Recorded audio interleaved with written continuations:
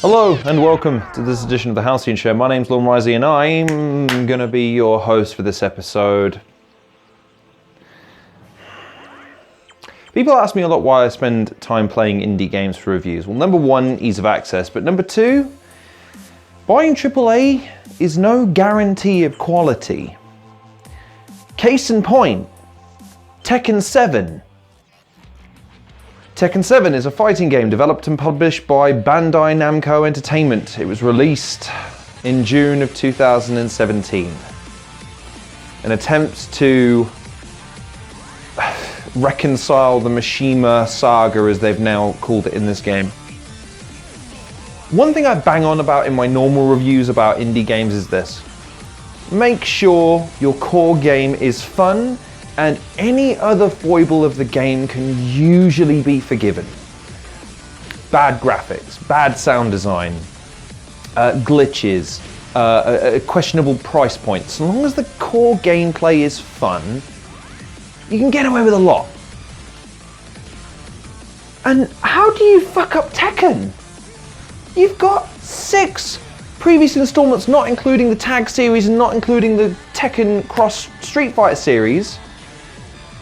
The PSP ports and all of the other games to practice and hone your craft for this, the big cinematic release to compete with Injustice and Mortal Kombat. And this is what gets released. Now, yes, 2017 was a while ago. I'm a little bit late to the game on this one, but just a quick brief. We're all on lockdown, obviously, at the moment, so I thought I'd treat myself to a game that was on sale. What was on sale? Tekken 7. Love Tekken! Tekken's my jam! I love Tekken as a fighting series. My favourite fighting series, as a matter of fact. Got a retrospective of it coming up shortly. Only 10 quid, down from like 35, 40 quid. So I thought, I'll have a gander. And I remember it loading and going, this is taking a very long time to load a fight. Must be just down to the download speeds, right? Must just be struggling to port. It's no different than when EA lets you play a game of FIFA before the game actually downloads, and that game takes forever to load and has a couple of glitches along the way. No big deal, right? My God, the loading times in this game. Do you not understand that the point is I want to get some fighting done? There's not a lot of patience that comes in with fighting. It's like, ready? We're going to fuck each other up so bad right now, but give me a minute. No, wait. And wait some more. Yeah, keep waiting. This it seems stupid right now, but this is literally how long it takes. Okay, I actually have to get on with the review, so I can't actually demonstrate how long this load time takes because it's ridiculous. To put it into context, I remember playing one of the first games, playing through one of the first levels, and thinking to myself, this is taking forever.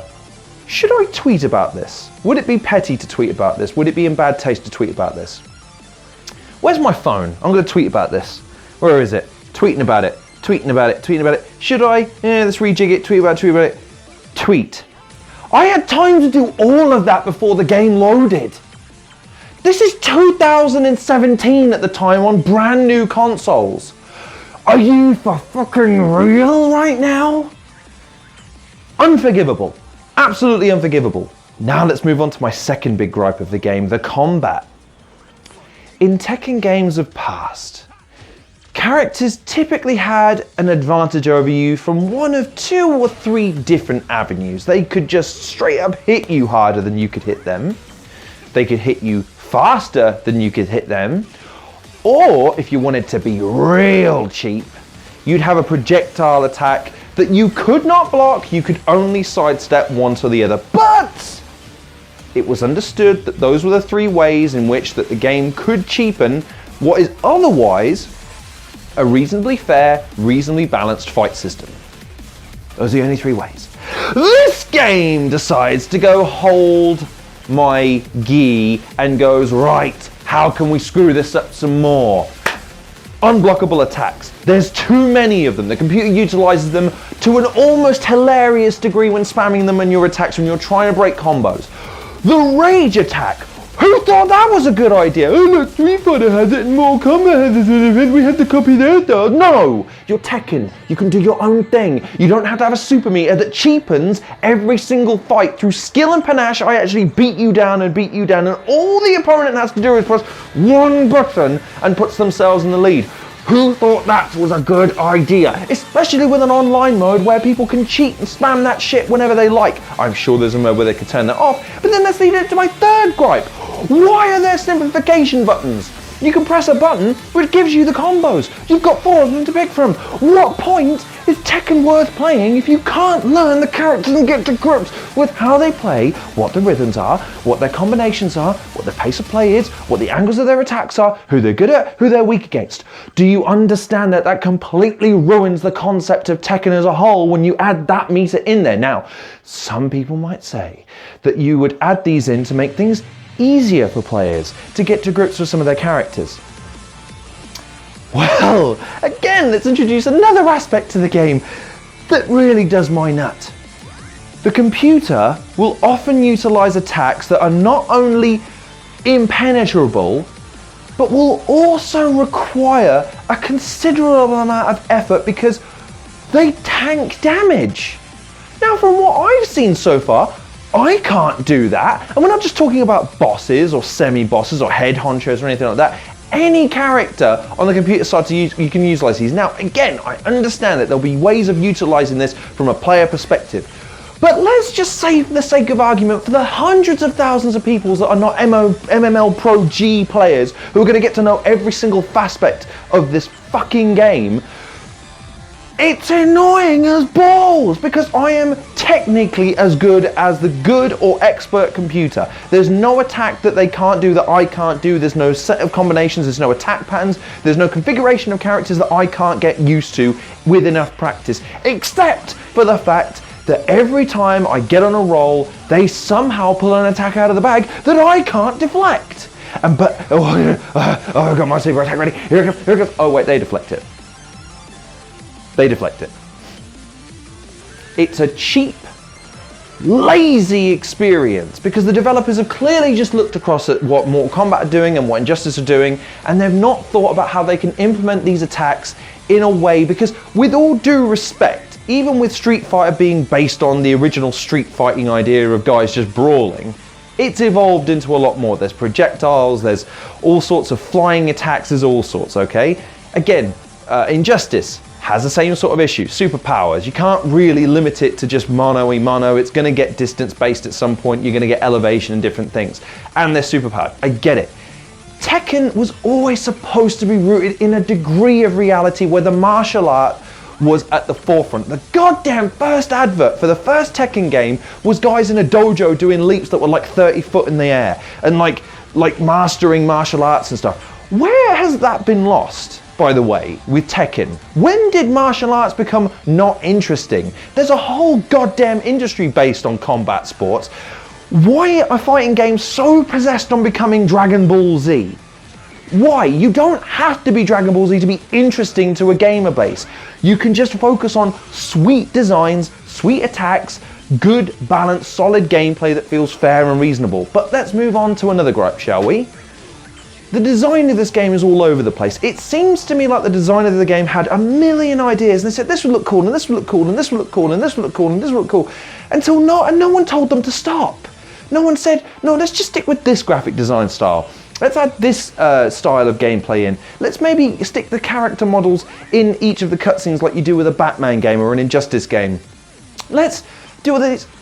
Instead, you've got this mishmash of different designs and ideas that just doesn't mesh, it doesn't amalgamate, because you've got these really cool manga segments that are hand-drawn, but they're not animated, they just kind of move from place to place, which is a bit disappointing. And again, a AAA game. You have these weird little cutscenes that are super hyper CGI'd, clearly for the promotional material, and then you've got the ones that use the in-game models, which look like dog shit. There's no way around it. Compared to the Injustice games and compared to the MK models, these look absolutely terrible.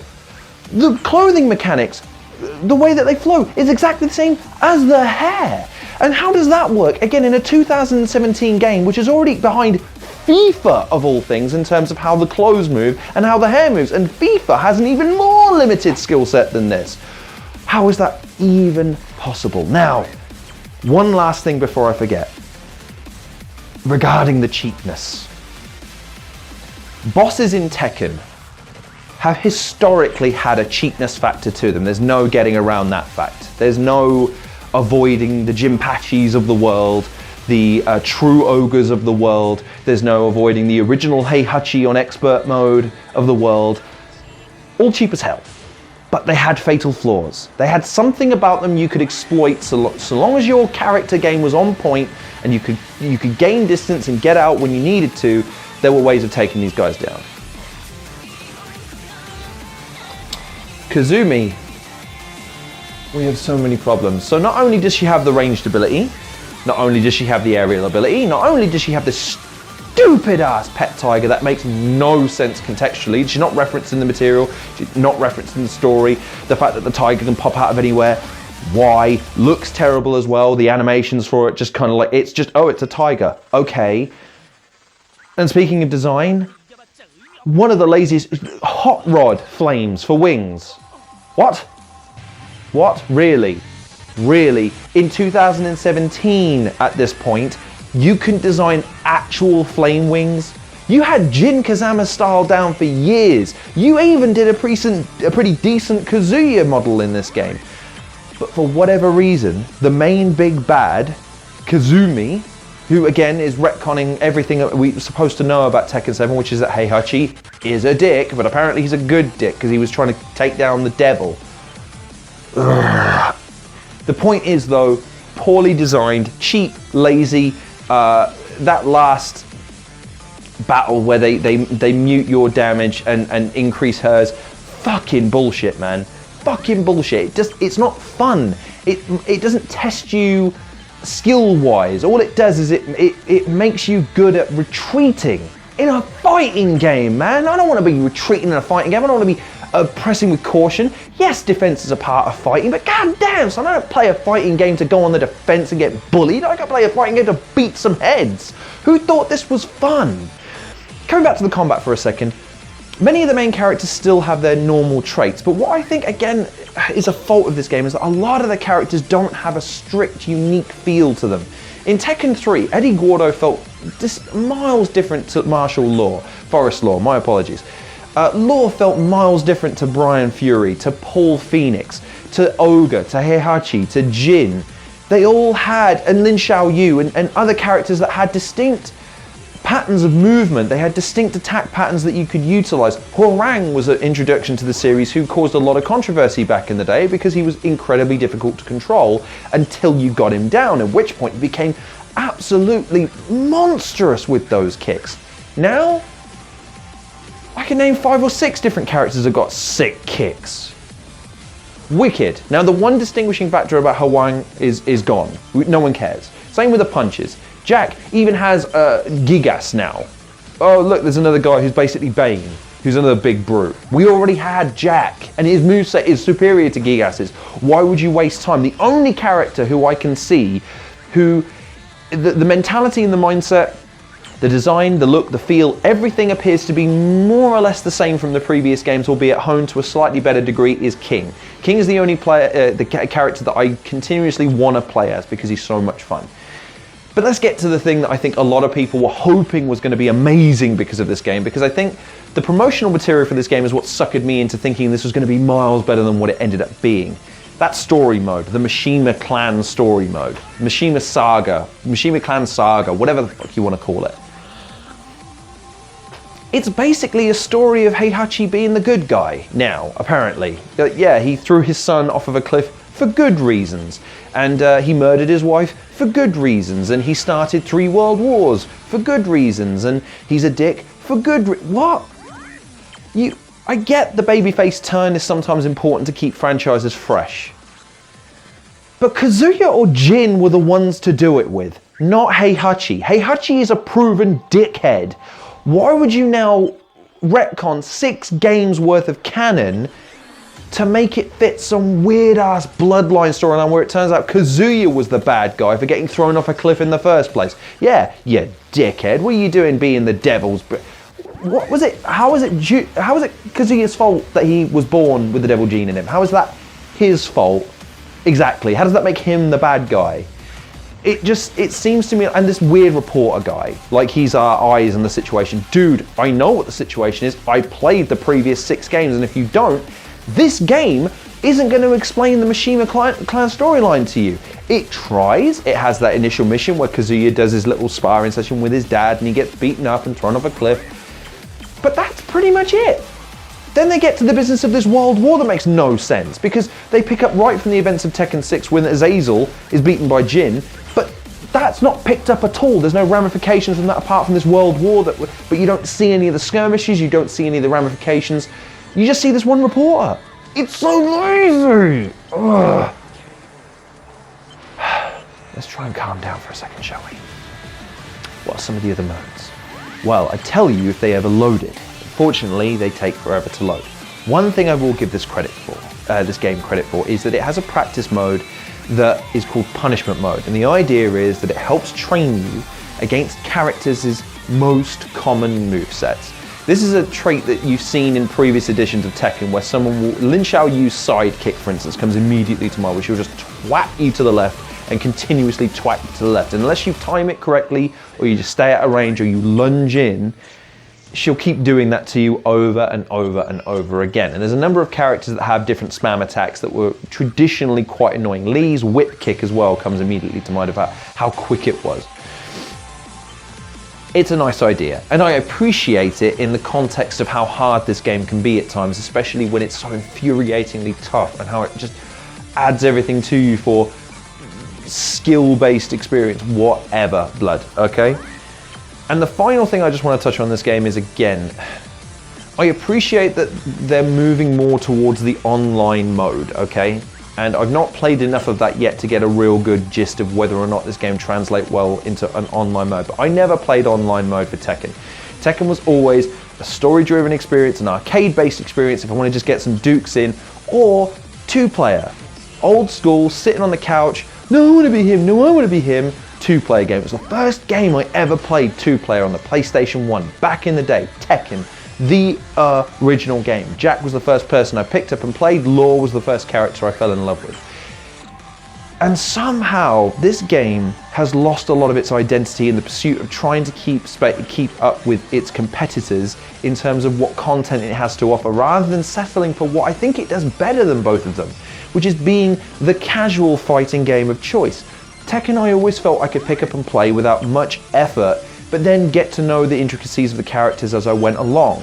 Street Fighter never could get to grips with its combat mechanics, and Akuma, by the way, dick kick City as far as getting used to his combat mechanics versus the Tekken style combat mechanics, because he's weak as jizz against Heihachi in the story missions, for fuck's sake. But nevertheless, coming back to the point, I could pick up those games, and Mortal Kombat, again, same sort of problem, the dash mechanics and the juggle mechanics and the way that the characters interact with each other in the field just never really gelled with me, not as much as Tekken did, because Tekken was all about gaining distance, getting on the inside, throwing combinations and then lunging and then throwing a power kick to gain distance again, going back on the defensive, countering when you see the moves, and trying your best to overwhelm your opponent in bursts rather than what those games tend to incorporate, which is more combination style, flipping back and forth, and more pace. Tekken was easier to play, but more deliberate, I felt. There was more directness to it. Simpler, if you will, for the simple-minded among us, me included. And I think this game has lost a degree of that identity, and that's really sad to me, because I also felt that the game's character-based arcade endings were all just jokes. None of them were very good, none of them were very funny either, none of them had any weight to them emotionally. It feels like all the ancillary characters are completely nothing now, whereas back in the day you could almost make the case that every single character had a claim to be the King of Iron Fist. Now though, it's literally, nope, Heihachi, Jin, Kazuya, that's it. If you're not one of those 3 guys, you ain't winning the tournament. Well, that's great. That makes my selection of Paul or fucking anybody else completely worthless. Awesome. So in terms of recommendation, this is not a fighting game I can recommend, which breaks my heart, because it's Tekken, man. Tekken's my jam. I love Tekken series so much. Again, I'm looking forward to doing the retrospective on the Tekken series, because it's the first fighting game I ever really felt was really my speed, you know what I mean? This game just falls completely short of the mark. I'm glad I didn't buy it when it came out, because it's not worth £10 as a price point, let alone the brand new price point of 50 or 60 quid or whatever it was when it came out. If I'm going to recommend it to anybody, I'm going to recommend it to the sort of person that wants to know how they'll wrap up the Mishima storyline, if they have some kind of investment in it, because at least then you'll get to see what the culmination of these millions of games about. It's Jin, it's Kazuya, it's Heihachi, yada yada yada. Just know going in, and I don't say this lightly, I miss the days of Jinpachi spamming those chest shots 3 at a time that any one of them can do half or most of your health damage. I miss those days of cheapness, because that seems like Lady Justice in comparison to this game in terms of fairness and quality of gameplay. It really, really does. But I've ranted for 21 minutes. What do you think? Tekken 7, have you played it? It's been out for 3 and a bit years now, so you better have, and if you haven't, go check it out, because at least then you've got something to play with me on. I'm playing it at the moment still, because it's a fighting game, and I haven't got any fighting games on my PC that I want to play. So hit me up on there when you can. In the meantime though, thank you very much for watching this edition of the Halcyon Show. Please like, share and subscribe. Check out some of the other content creators in the description below. Follow me on Twitter. Thank you very much for watching me rant for the last 20 minutes. I hope you're taking care of yourselves. When this drops, depending on when this drops, it will have been Easter, so I hope you had a wonderful Easter, whatever you did. And I'll see you guys on the next episode of the Halcyon Show. I'm done. I'm so done. I'm done.